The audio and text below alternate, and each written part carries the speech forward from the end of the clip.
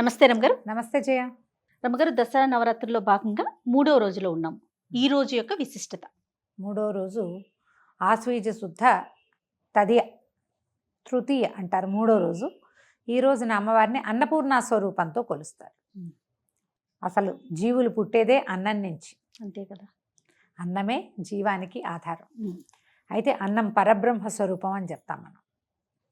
మరి ఇక్కడ అమ్మవారు పరబ్రహ్మతోటి కలిసి ఉండేటువంటి అన్న శక్తి.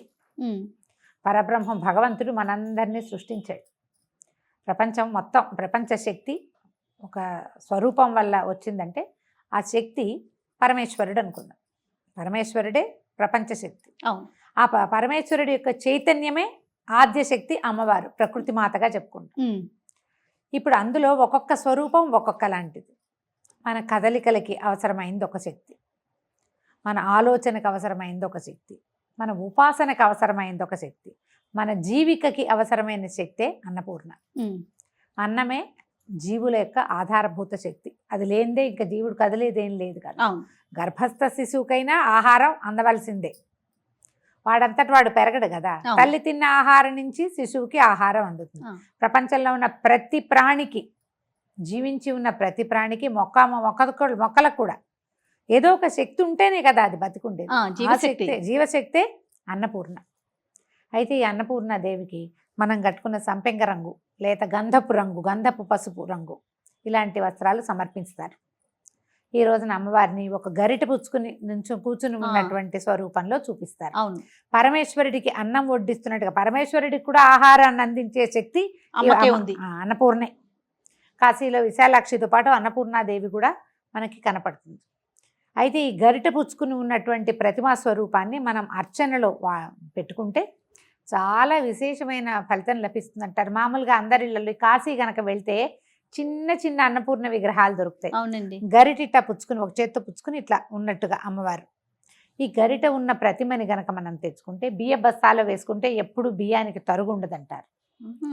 పూజలో మనకు చిన్న చిన్న మండపాలు ఇవి ఉంటాయి కదా, మన సింహాసనాలు. అన్నపూర్ణ తప్పకుండా ఉండాలి. గౌరీ, అన్నపూర్ణ, వినాయకుడు తప్పకుండా ఉండవలసిన వాళ్ళు అన్నమాట. మన ఇంట్లో అన్నానికి లోటు ఉండదు. ఏ వేళకి ఎవరు వచ్చినా మనం ఒక ముద్ద అన్నం పెట్టగలుగుతాం.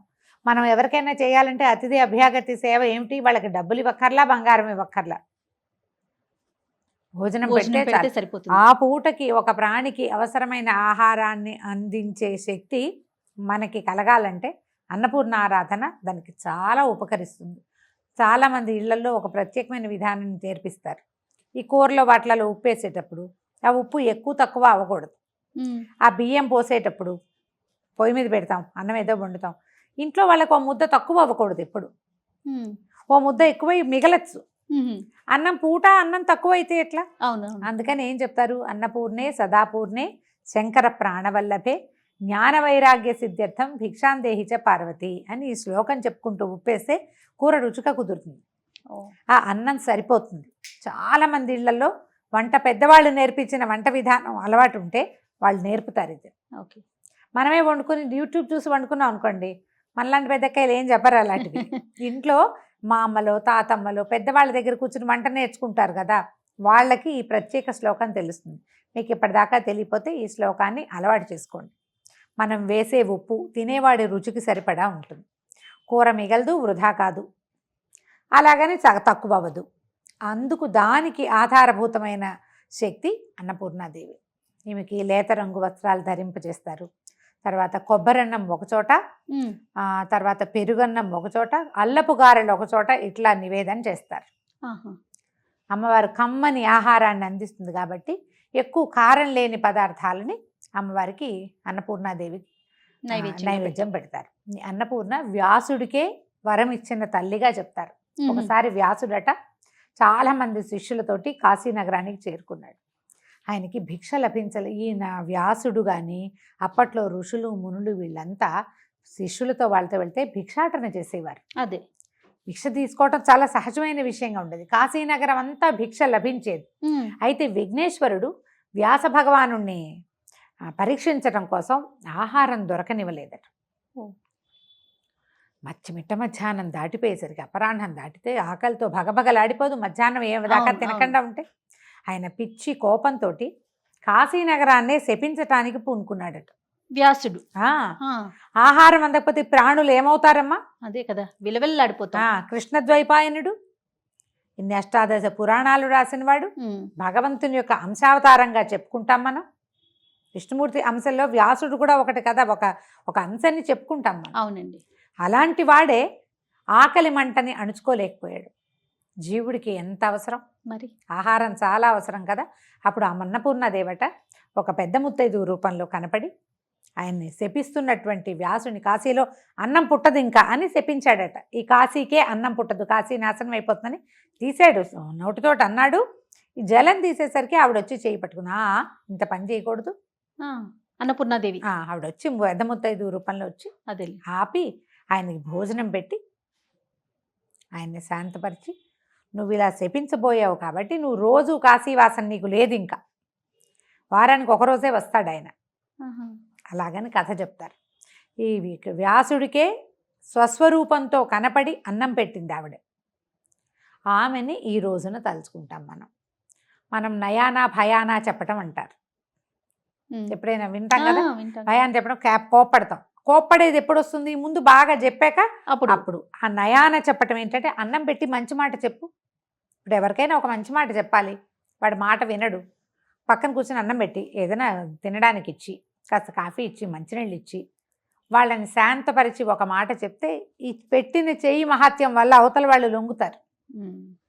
అదే కదా మన లెక్క. అవును చూడు, మనం మొదట అవతారం ఏం చెప్పాం? బాలా త్రిపుర సుందరి చిన్నపిల్లగా కనపడింది. తర్వాత పంచముఖిగా శాంత స్వరూపంతో నన్ను ఉపాసించు, నీకు వరం ఇస్తానని చెప్పింది. మూడోది అన్నం పెట్టి చెప్తోంది.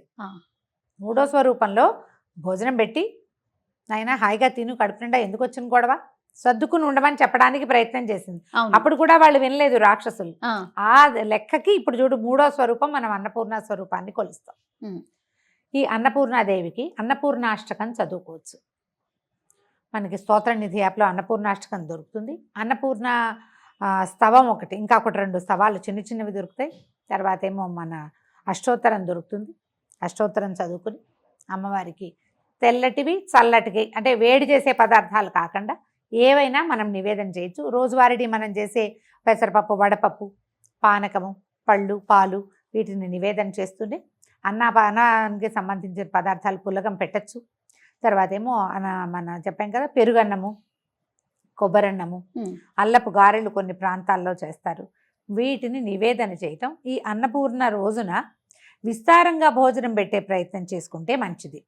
ఎక్కడైనా మనం ఇదంతా చేయలేకపోతాం అనుకోండి, ఇది కుదరదు ఒక్కొక్కసారి. కానీ ఈ అన్నపూర్ణ స్వరూపం ఉన్నటువంటి ఈ తృతీయ నాడు కనుక, తదియ నాడు మనం ఎక్కడైనా అన్నదానానికి ఏర్పాటు చేస్తే చాలా మంచిది. మనకి ఇంట్లో సంతానానికి ఏమైనా సమస్యలున్నా, సంసారంలో ఇబ్బందులున్నా, ఆరోగ్య సమస్యలతో బాధపడే వాళ్ళు అనారోగ్యాలతో బాధపడుతూ ఉంటారు. అవునవును. ఇప్పుడు అనారోగ్యం చాలా సహజమైన విషయంగా ఉంది మనకి కదా. దానికి పరిష్కారాలు కూడా చాలా సులువుగా అయిపోయినాయి కదా రమ్మగారు. అవును, అవునా కదా, ఒకప్పుడుతో మనం చూసుకుంటే ఇది వరకటి కంటే ఇప్పుడు కొంచెం తేలిగ్గా మనకి వైద్యం లభిస్తుంది. ఆ వైద్యాల్లో భాగంగా ఈ రోజున అన్నం పెట్టే వైద్యాన్ని కూడా చేసుకోండి.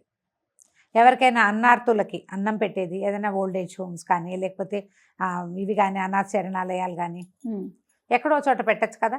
దేవాలయాల్లో డబ్బులు ఇవ్వటం కానీ ఇట్లా ఏదైనా ఏర్పాటు చేయండి. బియ్యం దానం చేస్తే చాలా మంచిది ఈ రోజున. ఎవరికైనా బియ్యం ఇవ్వటం, ఇవన్నీ చాలా మంచివి. ఏదే ఆహార పదార్థాలు ఇచ్చే పద్ధతి ఉంటే మనం ఏదైనా వండి ఇవ్వచ్చు, దినుసులు ఇవ్వచ్చు. ఏది ఇచ్చినా కూడా విశేషమైన ఫలితం లభిస్తుంది. ఈ రోజున అన్నపూర్ణాష్టకం చదువుకోండి. పొద్దున సాయంత్రము కూడా లలితా శాస్త్రం చదువుతున్న ప్రాక్టీస్ ఉండి, రోజు లలిత ఉంటే లలితా శాస్త్రం చదువుకుంటూనే అన్నపూర్ణాష్టకం కూడా చదువుకోవచ్చు. ఈ 9 రోజులు కూడా లలిత చదువుకుంటారా రమ్మగారు? ప్రతిరోజు కుంకుమ పూజ చేసుకునేవారు కుంకుమ పూజ, లలిత చదువుకునేవారు చదువుకోవడం, పారాయణగా చదువుకోవచ్చు. కుంకుమ పూజతో పాటు ఒక చిటికెడు పెట్టుకుని చేసుకోవచ్చు. మనం ఇంత కుంకుమ వేశాక మళ్ళీ ఆ కుంకాన్ని అందరికీ, ఫ్రెండ్స్కి, అందరికీ, బంధువుల్లో నివేదన చేసిన పూజ చేసిన కుంకం కదా, కొన్నాళ్ళు మనం పెట్టుకుంటాం, అందరికీ పెట్టడానికి కూడా ఉపయోగపడుతుంది. ఈ రోజువారీ దాన్ని సేకరించకుండా మనం ప్రతిమని కొంచెం పకడ్బందీగా ఒక పళ్ళెంలో పెట్టుకున్నామంటే ఆ కుంకుమ అంతా ఇట్లా చక్కగా ఏర్పడుతుంది మొత్తం. చివరి రోజున తీసుకుంటాం, సరిపోతుంది. రమ్మగారు ఫలానా పువ్వులతోనే పూజించాలి, ఈ 9 రోజుల్లో ఏ రోజుకి ఆ రోజు ఈ పువ్వు అనేది ఏమన్నా ఉందండి ప్రత్యేకించి? అట్లా చెప్పలేం జయ. మనకి దొరకటం కూడా ఒకటి ఉంటుందిగా సీజన్లో. తెల్లటి పువ్వులతో అర్చన అన్నపూర్ణకి మంచిది. అన్ని తెల్ల పువ్వులే దొరకవు. ఓ 10 తెల్ల పువ్వులు దొరుకుతాయి అనుకో, 11 పువ్వులు చేయండి వాటిని. 11 పువ్వులు చేసుకుని 11 పువ్వులు ఒక 11 నామాలకి అర్పించడం, నమస్కారం చేసుకోవటం. ఓకే. ఈ పువ్వులు ఏంటంటే మనం ఉదయం పెట్టినవి. చామంతులు, గులాబీలు అవి దొరుకుతాయి. 5-6 రంగుల గులాబీలు దొరుకుతున్నాయి, అవునవును. 4-5 రంగుల చామంతులు దొరుకుతాయి. వాకిళ్లలో మందారాలు అవి ఉంటాయి. తర్వాత ఏమో ఈ నందివర్ధనం, గరుడవర్ధనం ఇలాంటి పువ్వులు ఉంటాయి. ఆ పువ్వుల్ని వాడుకుంటే సరిపోతుంది. ఓకే. ఉదయం పెట్టిన పువ్వులు మళ్ళీ సాయంత్రం తీసేవేయాలంటారా? అంటే ఉదయాన్నివి సాయంత్రం తీయాలన్న నియమం పెద్దగా లేదు. మనం ఇది రాత్రి పూజ పెద్దది కదా, ఉదయం అవునవును. కొంచెం అలంకారం చేస్తాం, సాయంకాలం ఎక్కువ అలంకారం చేస్తాం. కానీ మర్నాడు ఉదయం తప్పకుండా తీసేయాలి జయ. నిద్ర చేసిన నిర్మాల్యం పనికిరాదు. అసలు పనికిరాదు. అవును. రాత్రి నిద్ర అయిందంటే తెల్లవారాక మొత్తం నిర్మాల్యం అంతా ఖాళీ చేయటం. మనం ఖాళీ చేయనిది ఏమిటంటే ఈ మండపంలో నుంచి కుంకుమ మాత్రమే. ఈ 10 రోజులు కూడా నవరాత్రులు అన్ని రోజులు కూడా మనం పేర్చుకుంటూనే వేస్తాం. రోజు వేసింది ఆ ప్రతిమని కదపకుండా మిగిలినవి అన్ని అర్చనకి పువ్వులు పెడతాం కదా, పుష్పం సమర్పయామి అంటాం. మీరు చిన్న పూజ చేసుకుని పువ్వులు పెట్టినా మర్నాడు తీసేయాలి. పువ్వులు ఫ్రెష్గా ఉన్నాయి. ఇవి ఉంటాయి కదా, ఈ మన చామంతులు అవి కదలకుండా అలా ఎట్లా పెట్టిన పువ్వు ప్లాస్టిక్ పువ్వులే అలాగే ఉంటుంది. అయినా కూడా తొలగించాలి. ఒక రోజు నిద్ర చేసింది అంటే ఆ పువ్వు తీయవలసిందే. ఫ్రెష్ పువ్వులు మళ్ళీ పెట్టుకోవాలి. మీకు ఆ మిగిలిన పువ్వులు ఏ పళ్ళెల్లో ఉన్నా వేసి హాల్లో పెట్టుకోవచ్చు కదా, కానీ దేవతల మీద మాత్రం ఉంచకూడదు. ఈ నియమాన్ని పాటించండి. ఎప్పుడు ఏ దేవతారాధన అయినా, ఇప్పుడు వాకిట్లో కట్టుకున్నాం అనుకో జయ, పువ్వులు అవి 2 రోజుకి తీయాల్సిన పని లేదు. 3 రోజులు ఉంచుకోవచ్చు. వాడితే తీసేయాలి. అవును. వాడకుండా ఉంటే ఒక రోజు ఉంచినా పర్వాలేదు. కానీ ఈ దేవతా అర్చనకి మాత్రం అట్లా పనికిరాదు. ఏ రోజుకి ఆ రోజే మనం తీయాలి. లలిత కూడా సామూహికంగా చేసుకుంటూ ఉంటారు కదా రమ్మగారు, చేస్తారా? వెళ్తాను, తక్కువ నేను చేయటము. సామూహికంగా చేసుకోవచ్చు. మీరు చుట్టుపక్కల ఒక 10-12 మంది, 11 మంది, 9 మంది కుదిరేమనుకోండి, వాళ్ళ ఇంట్లో ఒకరోజు, మన ఇంట్లో ఒకరోజు చొప్పున చేసుకోవచ్చు. ఎందుకంటే అమ్మవారికి సామూహికంగా చేసే అర్చన చాలా ఇష్టం అమ్మ. లలిత పారాయణ చేయటం, ఎక్కువ మంది సువాసినులు అందరూ కూర్చొని చదవటము, అవన్నీ ఆవిడకి చాలా ప్రీతిదాయకమని చెప్తారు. ఆమెను సంతోషపెట్టడమే కదా ఇప్పుడు మనం చేయవలసింది. కాబట్టి చక్కగా చేసుకోవచ్చు. ఎక్కడైనా ఎవరైనా పిలిస్తే వెళ్ళి రండి. ఇప్పుడు తాంబూలాలు, ఇది ఒక ప్రశ్న ఉంటుంది. తాంబూలం తీసుకోవటానికి పిలుస్తూ ఉంటారు. తప్పకుండా వెళ్ళాలమ్మా. పసుపు కుంకాలకు పిలిస్తే 10 ఆమడలు నడిచి వెళ్ళాలని శాస్త్రం. బొట్టు పసుపు తీసుకోవడానికి రండి అంటే వీళ్ళ ఇంటికి ఏం వెళ్తానులే, ఇప్పుడు ఏం వెళ్తానులే అనుకోకూడదు. ఇలాంటి భావాలు ఉండకూడదు. తప్పకుండా వెళ్ళి తీరవలసిందే. తాంబూలానికి పిలిస్తే వెళ్ళాలి. బొట్టు పెట్టించుకుంటుంది కానీ రండి అంటే పెట్టించుకోవాలి. అవకాశం ఉంటే మాత్రం వెళ్ళి తీరాల్సిందే. సాధారణంగా వెళ్ళవలసిందే. నీకేదో విపత్కర పరిస్థితులు, ఏ కాలో బెణికింది, ఏ చెయ్యో ఇదైంది, వెళ్ళలేని దుష్కరమైన పరిస్థితి వస్తే మానండి. కానీ ఏం వెళ్తానులే అని మాత్రం మానద్దు. ఈ రోజుల్లో అస్సలు మానకూడదు. మన ఇంటికి ఎవరన్నా వచ్చినా తాంబూలం ఇవ్వాలి. మనల్ని ఎవరు పిలిచినా కూడా మనం వెళ్ళి తాంబూలం తెచ్చుకోవాలి. వాళ్ళ ఇంట్లో ఏదో అష్టోత్తరం చేస్తున్నారు, అంత సమయం లేదండి, నేను మా ఇంట్లో కూడా పూజ ఉంది అంటే వెళ్ళి కనపడి బొట్టు తీసుకుని రండి. కానీ ప్రతి పండుగ కూడా 1 రోజు మాట్లాడుకుంటాం, 2 రోజులు, 3 రోజులు.